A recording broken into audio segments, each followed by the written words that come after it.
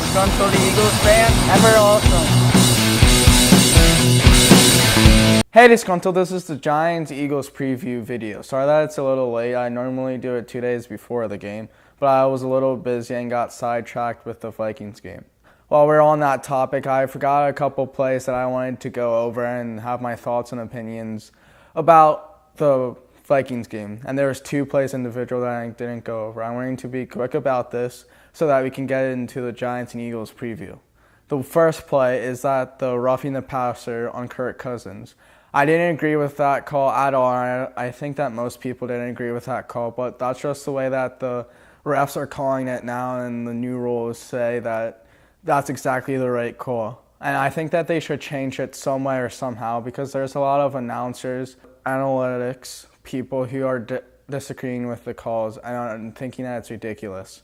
You never really think about it until your team is actually called for it.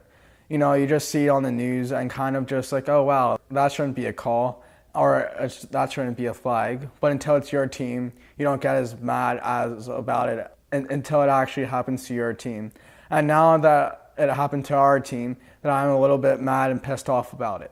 Second off, I feel like we should have went for that 58-yard field goal late in the game. I feel like that would have get us closer to the lead and actually had an opportunity to go and get a touchdown. But it was one of those quick decisions that Doug Peterson had to take, and he thought that the right decision was not to go for it, which I give him a lot of props for. Now let's get to the actual Eagles and Giants preview, because I already ranted enough about the Vikings game. Let's get to it.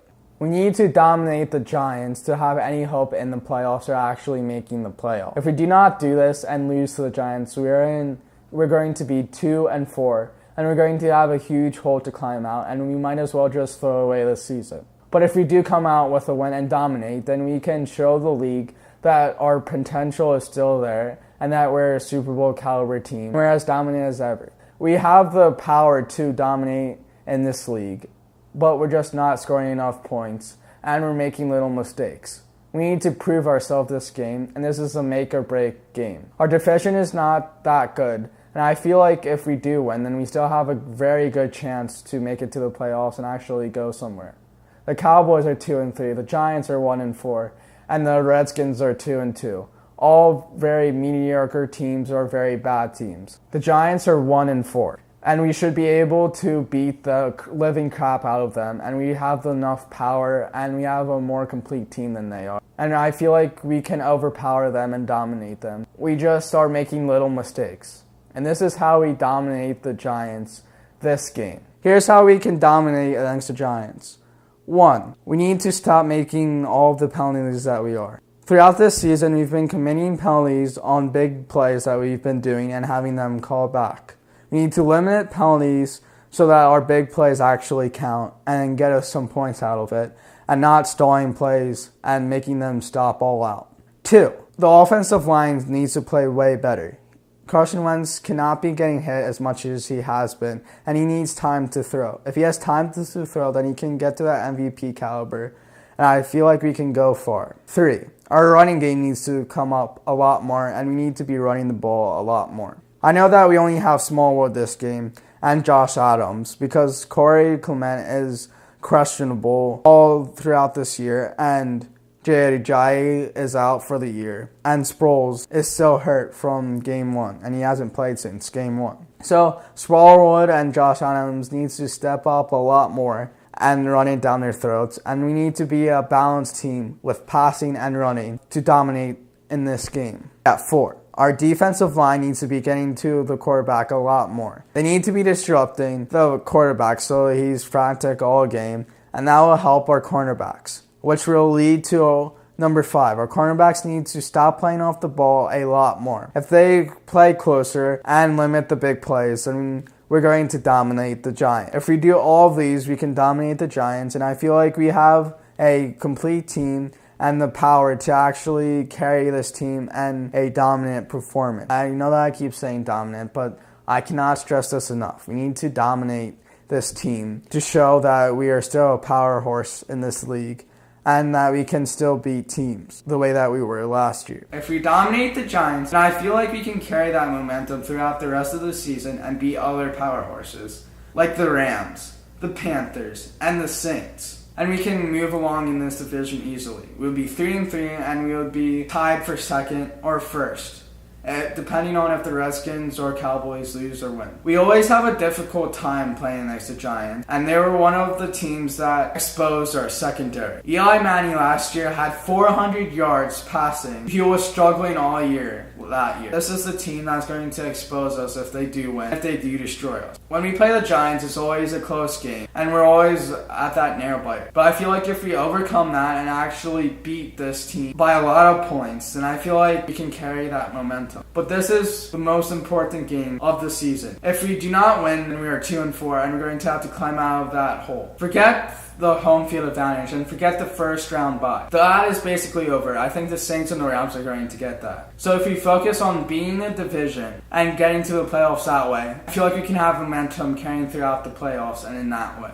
Before I wrap this up, I just wanted to talk about Odell and Saquon Barkley. I feel like they're going to absolutely destroy us, because Odell Beckham is one of those elite wide receivers, and we always do bad against them. So I feel like he's going to smoke us through the air. I feel like Barkley is going to destroy us on the ground, even though we have the number one rush defense. He's going to smoke us, not specifically in the run game, but he's going to destroy us in the passing game. Our corners are really weak right now and are struggling. And I feel like Eli Manning and the other two are going to absolutely destroy us through the air. Not including Sterling Shepard too, who I believe that is just as lethal during the deep threat. But if somehow we can contain them, then I feel like we can dominate during this game. We just need to turn on our offense, and we need to complement with the defense and the offense. So if the defense is struggling, the offense needs to turn on and score a lot of points, and vice versa. We just need to work in unison if we want to have any chance, and we need to carry that throughout the rest of the season. I almost forgot. The running back situation and all the rumors is crazy. There's rumors left and right about which running back the Eagles are actually going to attain. There's McCoy, there's David Johnson, and Le'Veon Bell. The rumors are leaning towards that we're going to attain Shady McCoy. He's older of the bunch, and I feel like he's almost out of his prime, if not out of his prime. But he's still a decent running back, and if we attain him, I wouldn't be mad. If we attain David Johnson, that's crazy. He hasn't been producing the numbers that he had before his injury, but he's still a decent running back, and he's really good. He's that power running back like LeGarrette Blount, and I wouldn't mind getting him either. I'd actually be glad to get him. And then we have Le'Veon Bell. This is the least likely, or the rumors are hinting that we're not going for Le'Veon Bell at all. But instead, we're going for Shady McCoy. And David Johnson is just in the mix for fun of it, I think. I think we're leaning towards Shady McCoy, like I said before. And also, there's also a rumor that we're saying that we're going for Shady McCoy and talking to him and stuff to lower the value of Le'Veon Bell. What I mean by that is that if we keep talking about Shady McCoy and talking about that we might attain him, then we're going to grab Le'Veon Bell underneath of it while we talk up Shady McCoy. To talk up McCoy, but then underneath that and beneath all the talk, we're going to secretly get Le'Veon Bell, which I would be so glad to do. I think that would be the most genius move that Howie Roseman will ever do in his career. I just like hearing all the rumors left and right, and I feel like this is the prime to get a running back, and we need to get any of those three running backs before the end of the trade line. I just wanted to talk about Fletcher Cox. He restructured his